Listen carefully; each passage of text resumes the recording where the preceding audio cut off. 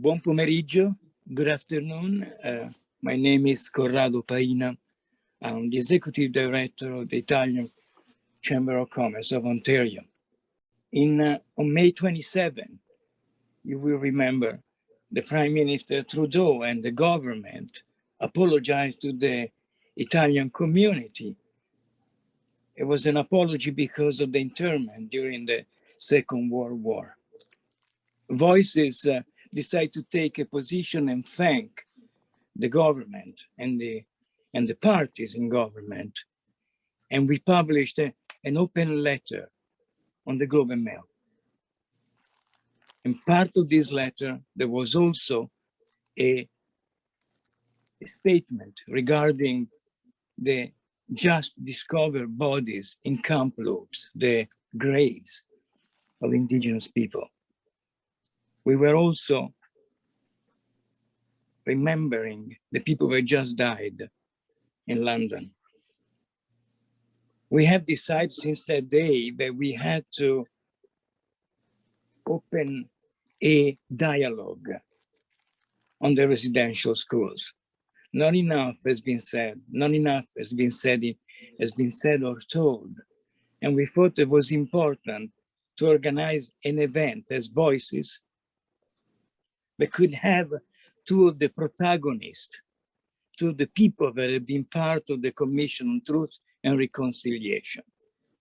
Today, we're going to have them here talking about the residential schools with a host, Mario Calla, Executive Director of Costi, who will be moderating this dialogue.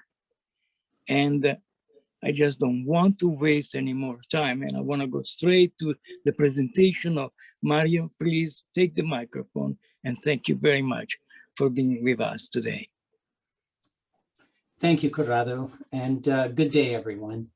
A special welcome to Chief Phil Fontaine and Justice Frank Iacobucci. Chief, thank you for joining us from British Columbia. I know you're kind of hunkered down in your home with the smoke you were saying from the forest fires. I hope the weather cooperates and improves the situation for you out there. Thank you. Today's webinar will try to shed some light on a shameful part of Canada's history and hopefully enlighten us on what we as Canadians can do to reconcile us with the community who we have wronged. Please note that we hope to have some time near the end of the webinar for questions. This is a big subject, so I can't guarantee that we will be successful in getting to the questions, but please use the chat box at the bottom of your screen to include any questions or comments. About 7 years ago, my wife and I had the good fortune to vacation in the far north.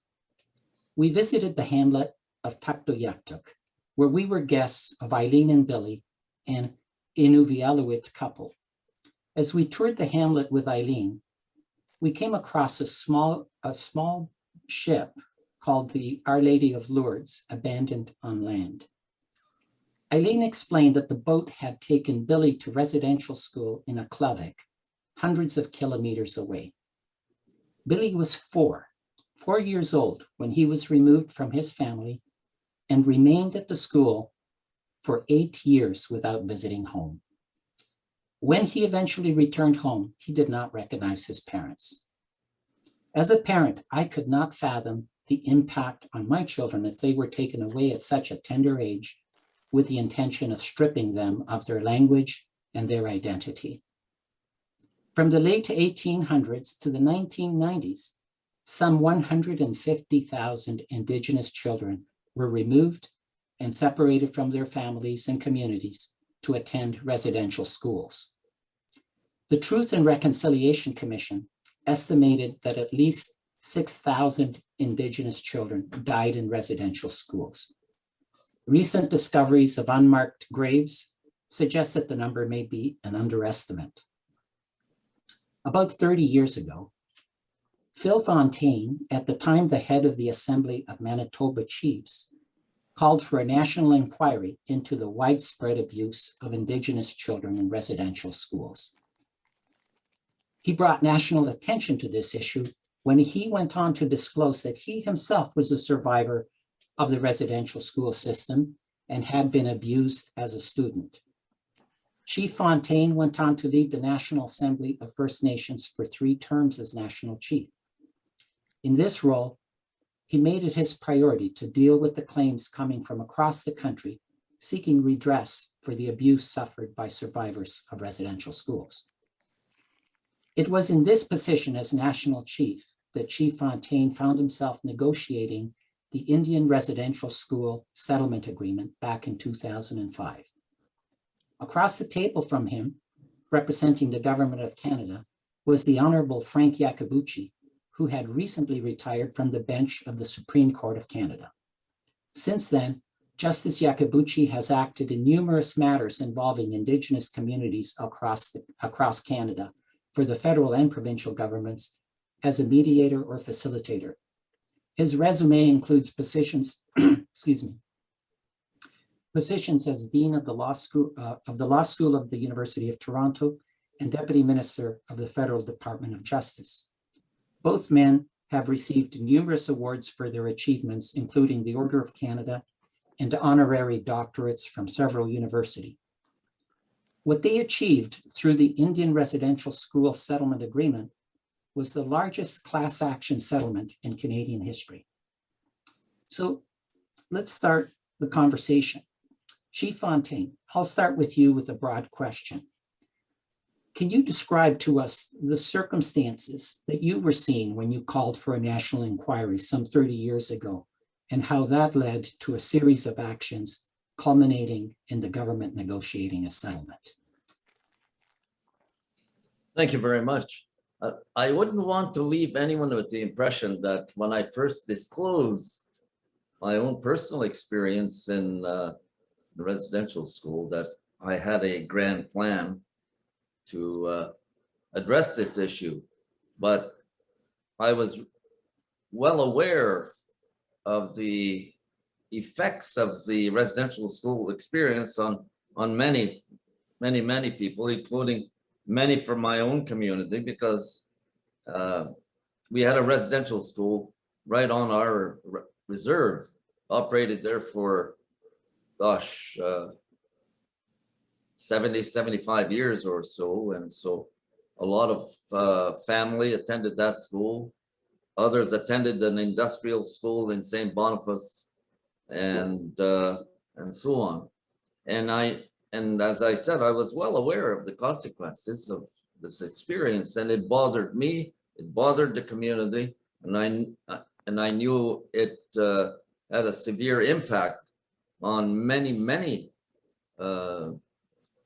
former students, former survivors of the residential school experience. And the most telling reaction that I witnessed very early on in this was when I went to speak to the chiefs of Canada, because I was regional chief for my province in the north, in Whitehorse. And I spoke about abuse in residential schools and how this had to be dealt with by our community and then by Canada. And when I was finished my talk, I met a couple of women chiefs who were in tears. And they disclosed to me that they had been former students of residential schools. And my talk had brought back all kinds of sad memories.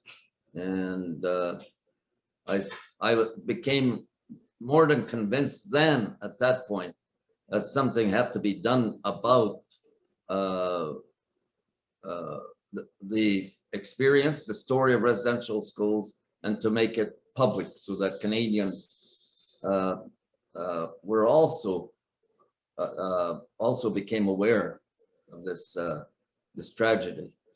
So that's how this whole thing happened. There were other moments that put together resulted in what ended up being a process of negotiations with a whole number of other interests. What were some of the, at the time then, there were a number of class action suits that also, lawsuits against the government for Civil- redress, civil lawsuits. How did those play in, and how did that move to you coming to the table later as national chief to get a settlement? Well, in Manitoba, after the Whitehorse presentation, I had been invited to a conference in Toronto of journalists, and that included Indigenous journalists. And I had talked about my presentation in Whitehorse, and I indicated that I was going home when the conference was over to meet with the bishop, the Archbishop actually of St. Boniface. And I was not aware of the impact my own personal disclosure would have. I mean, I would be less than truthful if I said I knew what was going to happen. I had no idea. And so there's a lot of media interest in the story, and people I knew from my province were some of the people that launched civil suits against their perpetrators. Yeah, so that's And that had a snowball effect, I take it, it did across the country. Yeah. In fact, the Royal Commission on Aboriginal Peoples devoted an entire chapter on the residential school issue, and they called for an inquiry, a full inquiry. And the response from the government was not an apology, it was a statement of reconciliation plus I think a $350 million healing fund to deal with the issue. And it was obvious to us that this wasn't going to do what needed to be done. And so we kept on pressing our case. Eventually, the stars aligned in our favor. Paul Martin was the prime minister. We were having some real challenges with the federal bureaucracy to move this issue along. We couldn't even say that we were in negotiations. All we could ever refer to were discussions. And fortunately for us, the Pope that went up to Fort Simpson died, I was part of the Canadian delegation to the funeral. And one night at dinner, we were in conversation, the Prime Minister, Paul Martin, and I, and a few others were witness, and he made a commitment to me then that we would get something done. He said, we will get it done. And true to his word, what followed then was, and I'm skipping over a number of important events, but what happened after that was a very important point, is the appointment of Justice Akabuchi as federal representative to a process to begin, trying to map out steps that the country. Oops, you just froze the feed there, Chief Fontaine. Hopefully we'll get you back, but that's a good segue to my next question. And Ilaria, maybe you can work with the chief to get him back. There you go. Or can you hear us, Chief? Yeah, great. Chief, sorry, you're muted. So you were saying about the appointment of Justice Yakabuchi, to finish your point. Yes, and what was going to be addressed was based on the report that we had commissioned, the Assembly of First Nations. It was the AFN report that set out what we were looking for in a settlement to deal with the issue.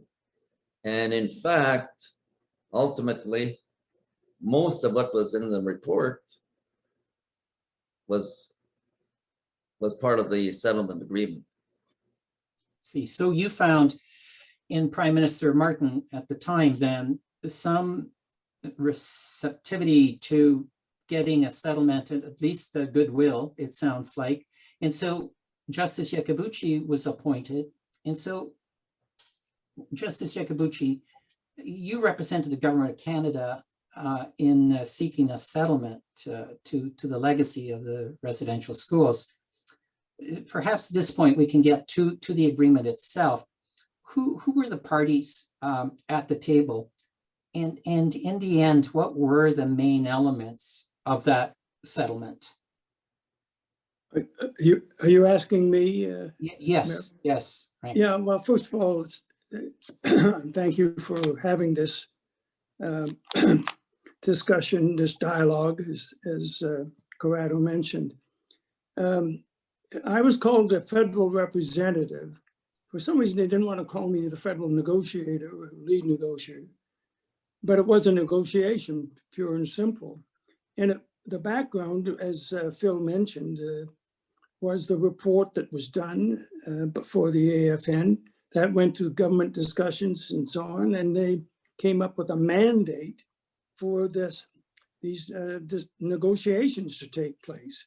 Now, the parties to that process were basically representatives of the lawyer, of the survivors, the school survivors, who were in class actions. These are legal actions that can involve thousands of members of a class who were former students of the schools.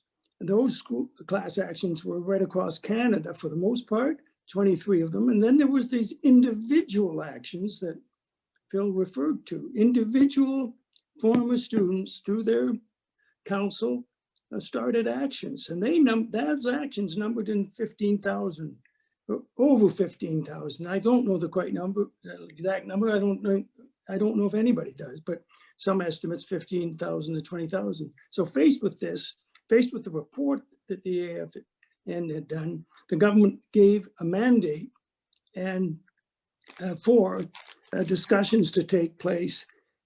Also in those discussions were representatives of the churches, because as you know, it was the federal policy to have these residential schools, but they were operated and maintained by the Christian denominations.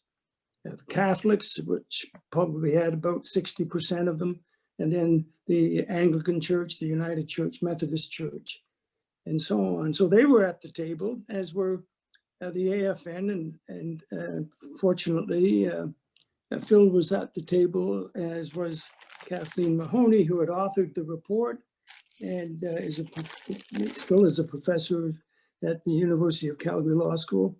And sometimes in the room, there'd be 65 people, which you can think of better ways to spend an evening than with 65 lawyers, or thereabouts 60 lawyers. But it began intensive discussions that were held over 7 or 8 months. And those discussions were held in different parts of our country, Vancouver, Edmonton, Winnipeg, Vancouver, Toronto. And we had the sort of the main ones at the end in one place, because Toronto was geographically more convenient. The agreement itself is huge. I mean, it is huge. And as you say, it was not only the largest legal settlement, probably in some ways the most complex, because it had to be approved just for one reason.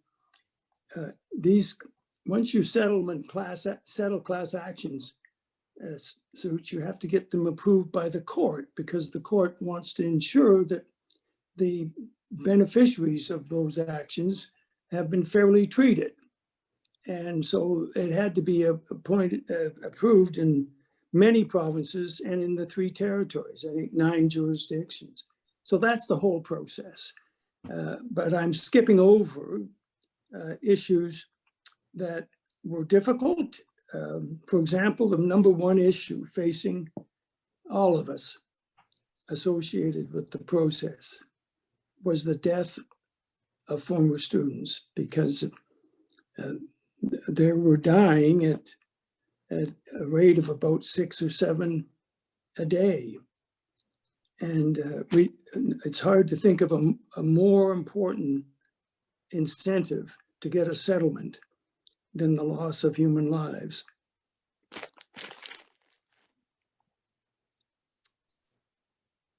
What were, Justice, The components, you wanted the components. yeah, what was agreed to? What would you say the main achievements of the settlement were? Let's put it that way. Well, I will say, and Phil can elaborate, there were 2 themes. One theme was, how do you look at the wrong of actions and misconduct in the past? And there's no way of adequately recognizing the damage that was done to these young people. But there was the way that the law has developed is that you give compensation. So there was compensation given to former students who would be given a certain amount for 1 year of residence, and then for successive years of residence. So compensation doesn't adequately recognize loss of contact with family, and the other deprivations they went through. Loss of language, you couldn't speak your language, you couldn't practice your traditional ceremonies, you had your hair cut, you were given a number, in effect dehumanized. But there were compensation figures. Then there was recognition for sexual abuse and serious physical abuse.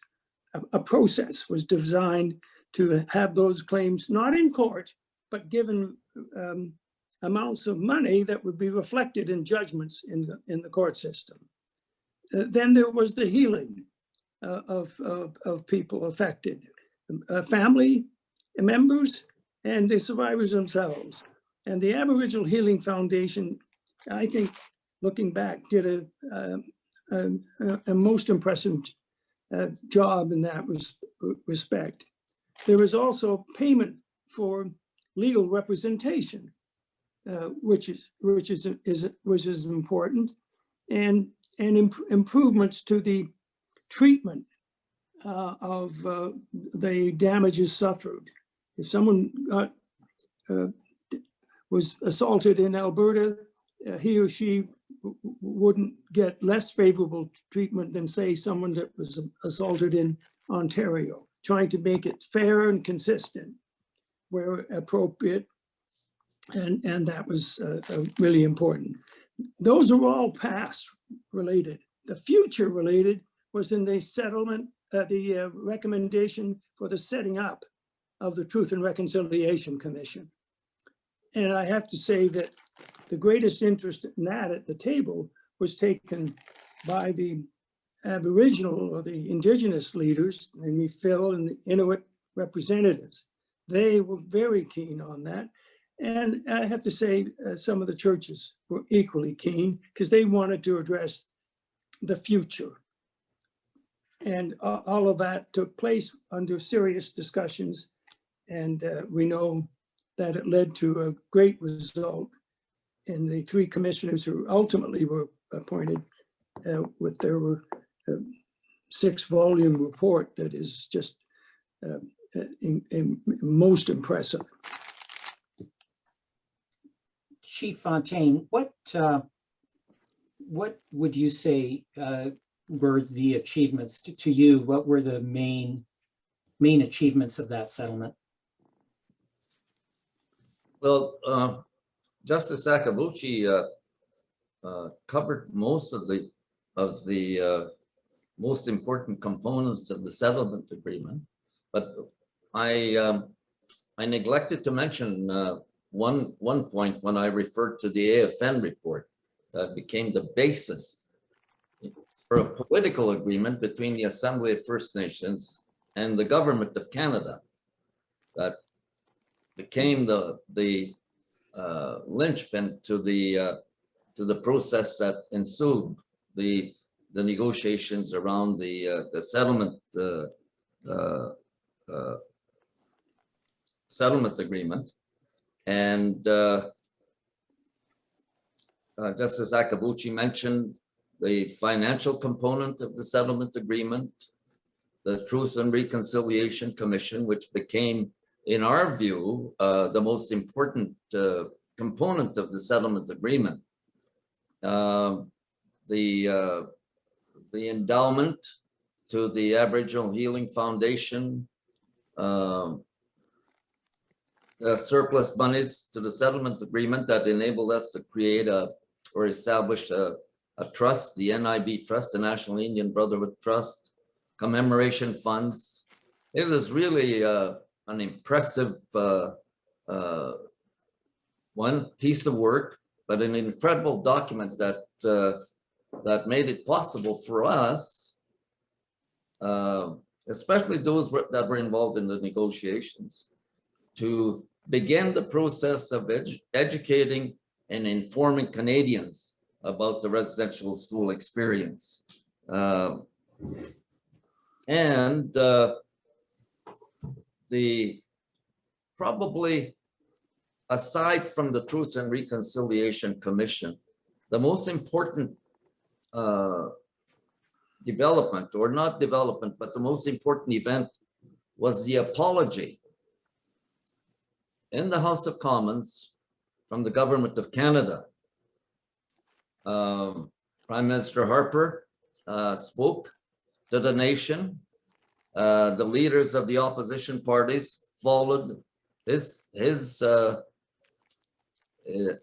talk with Canadians, and then the Aboriginal leaders were given an opportunity to speak from the floor of the House of Commons, to speak in our own voices to Canadians. And what made it especially important and highly symbolic is that this was the place where the decision to establish the residential school policy was taken. And here we were speaking about this very important matter to Canadians, using our own voices and offering ourselves to Canadians to embark on a journey of reconciliation. Those were really important steps. And I'm wondering if we can turn our attention to reconciliation. And, you know, in my mind, reconciliation means, you know, achieving a state of harmony with Indigenous people by, you know, addressing the injustices. And as one of the questions in the chat box points out, the Truth and Reconciliation Commission, you know, came out with 94 calls to action. And the Yellowhead Institute at Ryerson has pointed out that only 8 have been fully achieved. And I'm wondering, given that, and given the growing number of unmarked graves that, you know, in recent months have been discovered, question to you, Chief, what does reconciliation mean for you, and what do we need to do, you know, in your mind as an Indigenous person, to reconcile? Well, I know that there are and can be so many definitions of reconciliation, but with respect to the residential school experience, reconciliation encompasses so many elements. One, of course, is bringing people together. The people that were harmed with the people that, in effect, caused the harm to happen. And so we're talking here in the most complete sense, bringing Canadians together so that all Canadians will understand, one, the residential school experience, the effects of the experience on 150,000 students that attended these schools. Now, I don't know how many would be alive, maybe 50,000. That's so incredibly important that we develop an understanding among Canadians of this story, this collective story, our Canadian story, that the experience is about them as well. Right? When I say them, I'm talking about Canadians. There can be no better definition of reconciliation than if we were to take ourselves here as a nation to a point where residential schools, for example, are the experience is part of the Canadian curriculum. What is taught kids, our kids in schools, elementary schools, high schools. That is so very important because there are jurisdictions in Canada that refuse to include in the curriculum, the provincial curriculum, the story of the residential school experience. That is so very wrong, and it really impoverishes the country when that kind of action is taken, because it's denying our history, denying the bad parts of our history, the negative parts of our history, and it's just simply wrong. We can't distort history that way.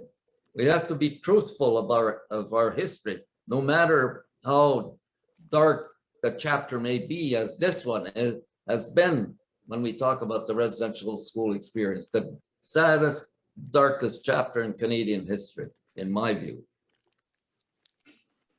Justice Iacobucci, same question to you. And I would add, you know, what does reconciliation mean for you, but also what are the obstacles that you see to reconciliation? Well, I do believe that one of the obstacles is a lack of understanding and information about Indigenous people. And so I hardly agree fully with what Phil said about education in the curriculum. I see some glimmers of that. A granddaughter was in a competition on preparing papers on Indian resident schools, grade 7 at the time, or grade 8. But it was just a glimmer of that kind of reflection that is needed. There is one we should have in mind. What is it that we believe should happen as a goal? What are our goals as a society? And surely our goals is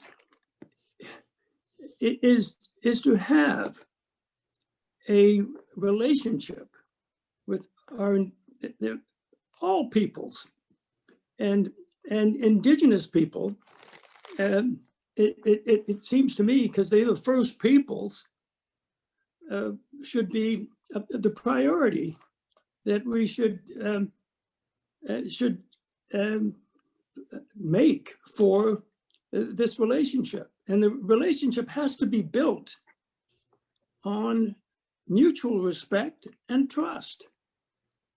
So anything that gets in the way of that mutual respect and trust is an obstacle. And you can see that in the denial. You can see it in those that criticize the settlement because, oh, it's revisionist history and so on. But that is very much short-sighted, and I think very unhelpful to establishing a relationship of respect and trust. And there are good signs. There are good signs of some of these obstacles being minimized or lessened considerably. There are people are becoming more educated. You look at the curriculum at universities now. At post-secondary education, you see on the curriculum are numerous studies or courses relating to Indigenous people, Indigenous law in law schools. University of Victoria having a degree in Indigenous law, which is a giant step and very encouraging. So the more we learn, and I have to say from my experience as a judge and as a civil servant and as a professor of law, we learn from each other. I've learned much from Indigenous people about the law, about their approach to law in different contexts. And that is the reward that comes from a positive and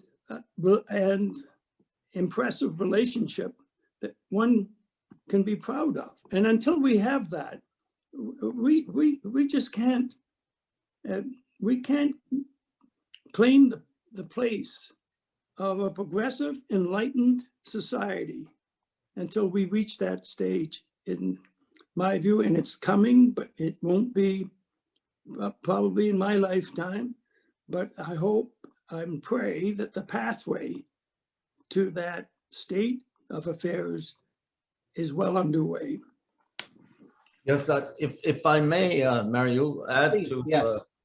to the points raised by important points raised by Justice Akabuchi, and this is in reference to the progress, significant progress we've achieved, particularly with post-secondary education institutions, on as part of the 94 calls to action. A number of universities have made a commitment to indigenize their universities, to make their universities more welcoming to Indigenous students, and to ensure that all levels of whatever post-secondary education institution we're talking about will reflect the presence and interests of Indigenous peoples.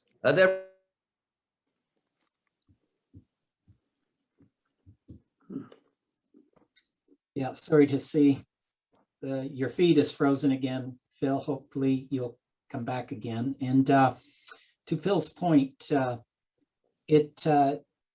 here we go. Chief, you're muted.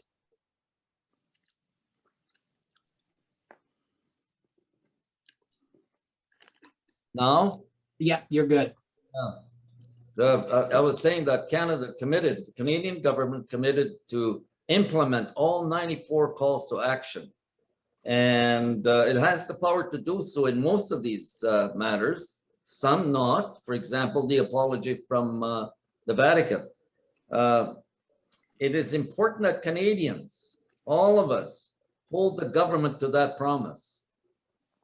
And so that education policy makers that deliberately left out residential schools from the education of Canadian children will no longer be able to do that, right? Will be held against that, because if we're true to our commitment to reconciliation, education is probably the key to reconciliation. Remember the Royal Commission on Aboriginal People. There's an incredible report that has 440 recommendations. You go back to that report and see how many of the recommendations were implemented. So we must do all within our power and all within all of our interests to make sure that Canada and other levels of government remain committed to implementing the 94 calls to action. You're so right about the progress, which is why we're here today. There's more, interest in doing something about it. And I think many of the people who have joined in, it's like, what can we do as ordinary Canadians? I know from my own work, Chief, that, I work with newcomers. I run an organization, a settlement organization. And it was at first, what can we do? We're not serving Indigenous people, but after reading the 94 calls to action, there are issues around education. And so we've instituted curriculum in our English classes around Indigenous history, orientation of newcomers and so on. So I think we all have a role to play. I'm wondering, a question for the both of you, what ordinary Canadians can do to support reconciliation. One of the things I heard you say, Chief, is that definitely hold our government accountable for implementing the 94 calls to action. What can we do in our daily lives? Well, if you don't mind that I start on this one, Justice Akabuchi. I go back to the point I made about education. Yeah. I think that has to be the base of any actions that we take. Education must be regarded as the key, because it's about children, our children, and what our children are taught. And if they're taught about the true history of the country, that includes the best and the worst, I think then we give ourselves a real opportunity to fix the things that are wrong in Canadian society today. And it's all within us to make the kinds of changes that are necessary. And here I'm speaking specifically about our efforts. There should be greater efforts to educate and inform ourselves about all Canadians to begin with, but in particular, because this is what we're talking about, educating and informing ourselves about Indigenous peoples. And for example, most Canadians don't know that there is such a thing as the Indian Act, right? The only legislation of its kind in the world that's for a race of people. And it's been in effect since, 1876. It's never been repealed. It's been changed it's been revised a few times or amended, but it's never been repealed. This is a racist, archaic piece of legislation that should be set aside forever. And there are situations like that one that need to be addressed. And Canadians, if they were more aware of such matters, I think I'm convinced that they would put whatever pressure is needed on governments to do the right thing. Thank you. Justice Yakabuchi. Well, just want to agree. Again, I agree with Phil, but I would mention that there are two things. First, there's an awful lot of literature on Indigenous people, an awful lot, and it is growing. And I'm pleased to see that, because the books and the articles and the commentaries can be read. And I encourage people to, some of the books are masterfully done. Thomas King, The Inconvenient Indian, just to give one example. I mean, it's wonderfully done, and it has the advantage of comparisons between the United States and Canada. So I would encourage the reading to be familiar with the history. And there are books on residential schools. Professor from Saskatchewan, Miller, I think his name. Again, reading that is important. But the other thing I would mention, the second thing I would mention is I would really reach out. If I were in a church congregation or a social club or another institution. There are so many informed, competent, impressive Indigenous professionals and leaders and different from different disciplines, and invite them to join to your group as a speaker or as a panelist, and reach out, because you will be well rewarded by the effort and the information and knowledge that you will receive. I can't get over how that has been so helpful for many groups. You did it yourself in getting a professor from the law school at the University of Toronto. Anyway, the other thing I will say is that one of the things that that should be mentioned is that the Indigenous people of our country have been studied almost to death, really. There's been one study after another. And unfortunately, most of them get, as Chief Fontaine mentioned, not much attention when you see the Royal Commission on Aboriginal People. They're dust collectors. We don't need any more dust collectors. There's so much provided that a strategy for getting rid of the Indian Act doesn't have to be immediate. It can't be immediate. It can't be just but there can be strategies put in place by governments.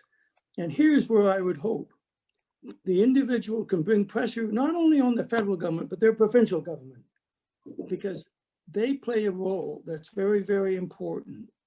And quite often, the Indigenous people are left out of certain kinds of initiatives because of it falls between the provincial stool and the federal stool, so to speak. So, every one of us can make a difference. And that's what I would say to Canadians. You can make a difference in this, if you like, goal of improving our relationship with Indigenous people. Thank you for that. Question, Chief Fontaine, there's a question in the chat box, I think a good point to ask you. And I'll read it. It says, what suggestions do you have for individual Canadians who want to show that we have heard the pain of the many directly affected by these tragic events and who desire to somehow show how sorry we are that so many people have been so hurt, and to somehow contribute to the healing process that is needed personally and as a collective group? I know you've addressed this somewhat. I just wanted another opportunity to see if there's more you wanted to say about this question. I think Justice Akabuchi covered this quite effectively. He offered us a range of possibilities and opportunities to if we're talking here about educating and informing Canadians about Indigenous peoples, there is so much at hand that we could use to better educate and inform Canadians. Justice Akabuchi talked about the literature, and it's growing.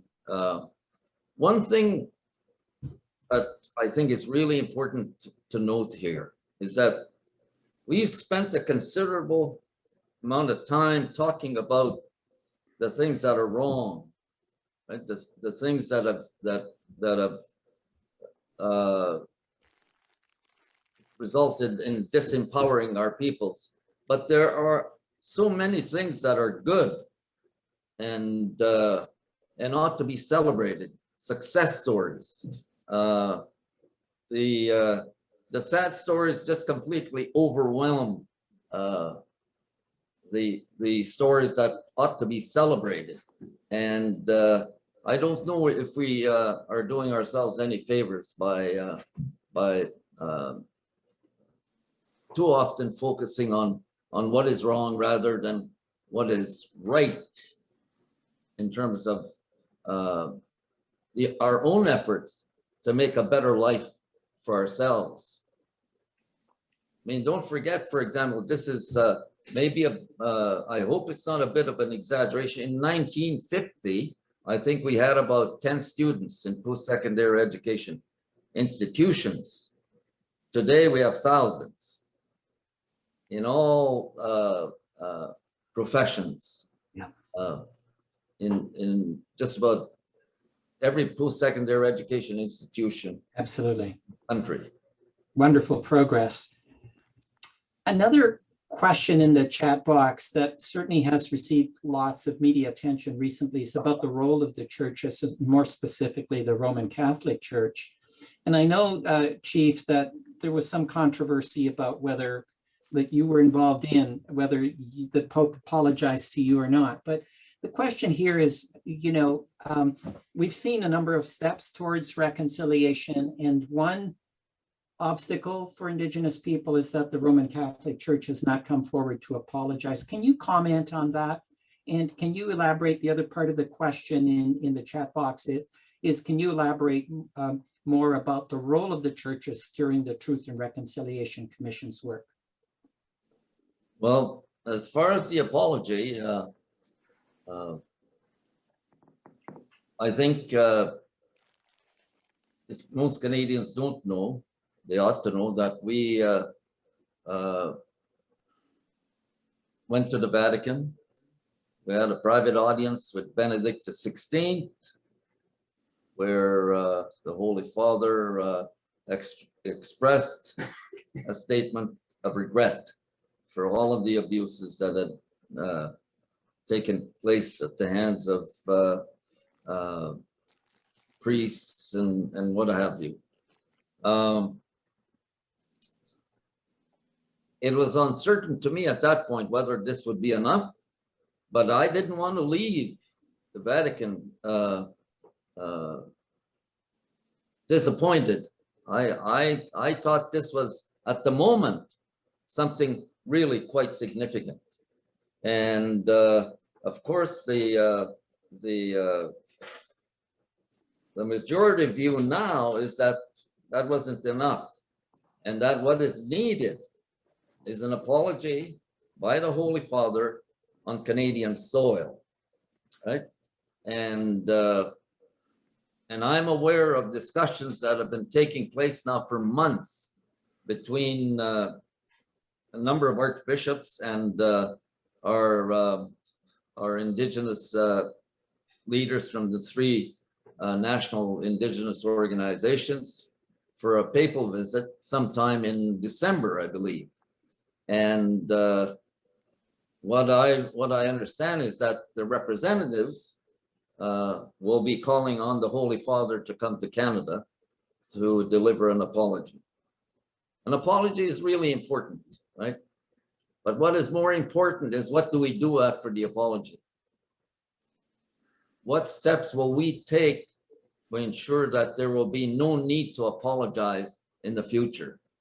That the apology is a starting point on some very significant steps that we will take together, the churches and survivors and the Indigenous community at large. Like, for example, we've had, I don't know how many apologies now. The Oblate Order apologized in 1990. I believe it was 1990. They were the first to do so. And there have been a number of orders that have actually apologized. But the one that most want is an apology from the Vatican, from the Holy Father. And as I said, that would be very, very significant if that were to come to pass. But more importantly, but my point of view is, what do we do after the apology? Right. In the final few minutes that we have, what I find interesting is that the two of you started out negotiating critical issues across the table from each other in what is basically an adversarial system, but came out of it as lasting friends. Is that a model for reconciliation?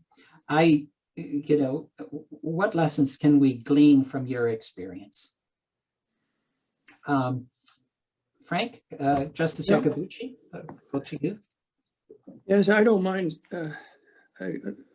Thank you for the question. I'm going to get very, very personal on this because it's the truth, and I think it answers to some extent your question. There was pressure to get the settlement done because an election was coming up, and we did manage to do that midnight on a Sunday in Toronto. It was a very, very pressure-packed time, and there was a lot of emotion, and everybody signed. All the representatives signed the draft agreement in principle that represented the settlement. And the last two to sign were myself and Phil, and we embraced. And I have to say that tears were flowing down our cheeks. I felt it was so moving. And it was because, it wasn't just because of agreement was signed, but what it really was a crowning moment on the respect and bonding that brought us together. We weren't really adversaries. Why? Because we had a common goal. The goal was to get a settlement that was fair and honorable, and that would be to the benefit of both Indigenous people and non-Indigenous people. And I believe that moment of embrace between Phil and me is symbolic of what we need to think about on a grander and greater scale, that we want to reach out to each other in respect and in transparency and in commitment to do something to improve our relationship, all of us. Thank you. Yeah, Chief Fontaine, your views on that question? Those words by Justice Akabuchi are most meaningful. And he's absolutely right to note that we were never adversaries. We came to the table with a common goal, and that common goal was to do right by the people that had suffered from their experiences at residential schools. And we worked together. And in terms of our own involvement, we ensured that our team was comprised mostly of Indigenous peoples. We had elders, we had Indigenous people that were lawyers, and of course we had, some terrific external support. For example, Professor Mahoney and a few others like that made it possible for us to stake out our ground very clearly, but in the Oops.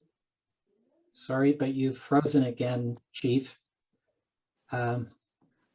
Hopefully you'll come back as you have. Here we go. Yeah, if you could unmute yourself again, Chief. But there you go. Yeah. We achieved together an agreement that's for the ages. It's and Justice Akabuchi and I have talked about this often. It's not a perfect deal, but it's a pretty darn good one. And it's for this issue, as complex as it was, I don't think we're going to get anything better than what we were able to put together. And because we achieved this because we trusted each other. We believed in each other. There was mutual respect, and that's so very, very important. Well, that's I think perfect note to end on.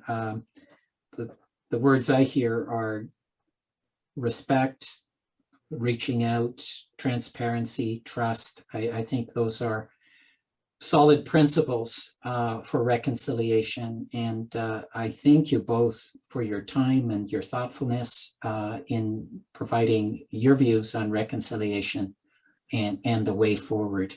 Thank you for that. And I'll turn it back to you, Corrado. You have any final words? Thank you, Mario. It was such an intense hour that, to be asked to say a few words. First of all, allow me to thank you, Mario, for having been the Socrates of the event. You've been able to help Chief Fontaine and Honorable Iacobucci to come up with such beautiful words. And I think we are all very grateful. I want to thank also Ilaria and Mary and Monica for having organized the event, and Voices for having been the mentor of all this event. Chief Fontaine leave us with a terrible question. What is going to happen after the apologies? I want to say that Greek people, Romans, the ancient civilization used to find answers in poetry. Paul Celan, one of the greatest poets of the last century, wrote some beautiful words about the victims of war, the victims of genocide. And he talks mainly about kids, to the point that one of his famous poems is called Death Fugue. It speaks about milk and speaks about black milk. Milk is the integrity, the whiteness, the color of purity, destroyed by war, by violence. And I want to read you just few lines. And I would like to thank everybody and stop this day, this beautiful event, with the words of this fantastic poet who could not take, unfortunately, to exist to the things that he saw and end his life very young. Black milk of daybreak, we drink you at night. We drink you at noon in the morning. We drink you at sundown. We drink and we drink you. A man lives in the house. Your golden hair, Margarete. Your ashen hair, Shulamit. He plays with the serpents. He calls out more sweetly, play death. Death is a master from Germany. Black milk of daybreak, we drink you at night. We drink you at noon. Death is a master from Germany. We drink you at sundown, and in the morning we drink and we drink you. Death is a master from Germany. His eyes are blue. He strikes you with leaden bullets. His aim is true. A man lives in the house, your golden hair, Margarete. He sets his pack onto us. He grants us a grave in the air. He plays with the serpents and daydreams. Death is a master from Germany. Your golden hair, Margarete.